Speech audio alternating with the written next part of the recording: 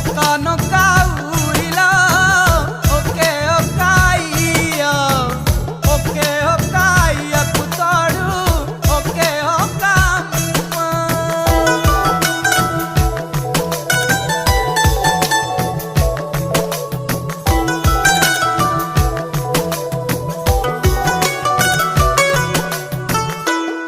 అక్క ఉందే మా అక్క, పురుగును చూస్తే కొందరు పరుగు అందుకుంటారు. భూకంపమే వస్తున్న అక్క కుమాలనే అల్లునుగా.